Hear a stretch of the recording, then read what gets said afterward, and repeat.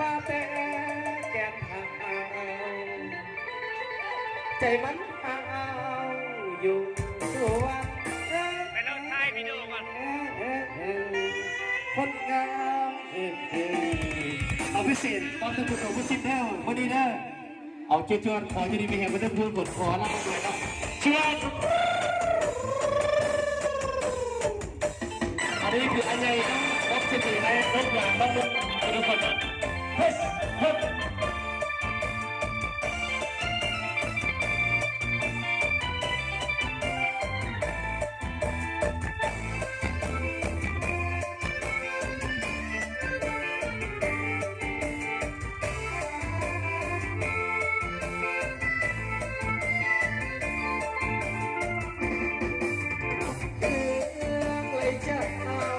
หนุ่มกระเท้าและสาวน้องเพีย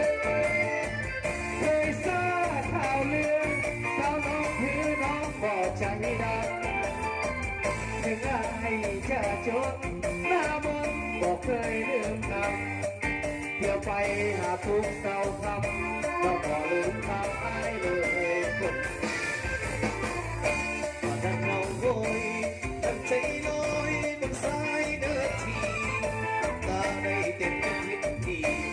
สายนาทีก็เต็มด้วยตา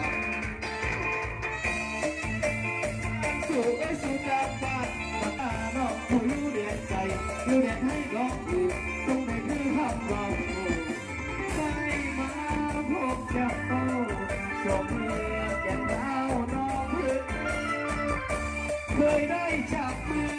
คือแค่ผู้งานโซ่สุดที่ฉันที่ได้มาพูดจาขอให้ผมรักสองคำโอ้เมื่อจะเอาตลอดชีวิตใช้หัวใจไม่ได้เป็นจีบน้องวันได้ออกน้องสาวหัวกันยังอยู่กันทั้งฟังน้องสาวแต่ว่าใจของน้องบุกกันน้องแก่มีแนวสักจุดไม่ไปเป็นเธอไปทำบุญผูกความรักต้องเอาเคยรักสัญญา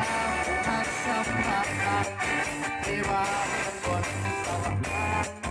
มันเดินก็ลืมบนคุณเป็นไปได้สักจงงั้นเอาไว้ไม่ไหว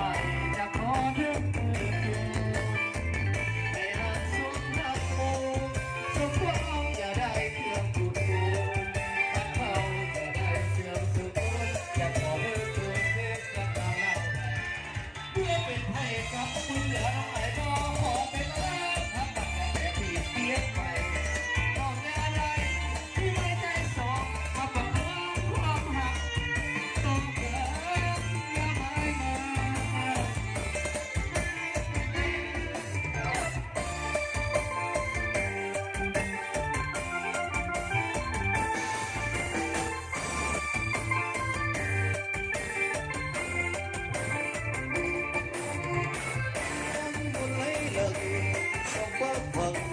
วันวา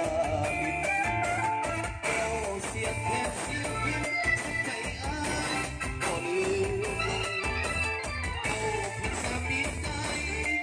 จะได้เห็นผู้หาดงเห็นเทียนเป็นขับโลกส่งเขายังคงรักกันเสียงบานแต่ในงานปีนี้ไม่มีน้องเจ้า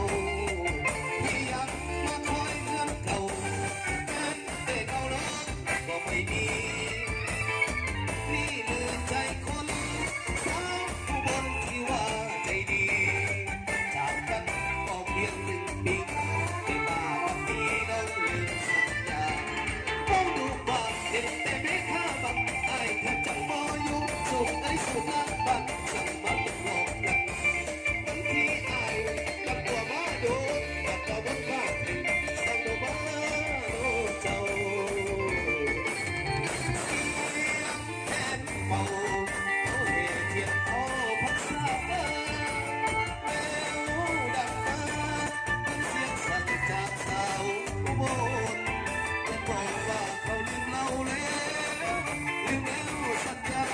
สุด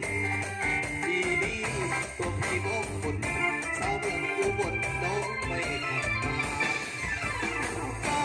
เปิดมองน้ำมูลไหลหลังไหลไปวังวังไปกับหลัง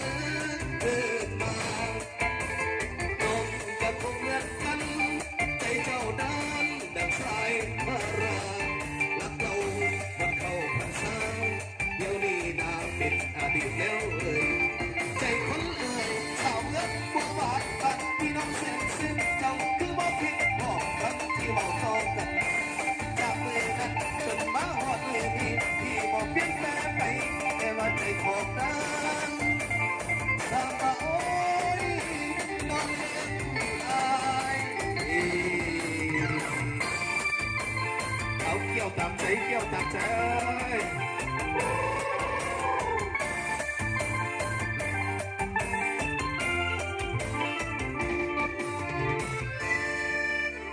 หมดแล้ว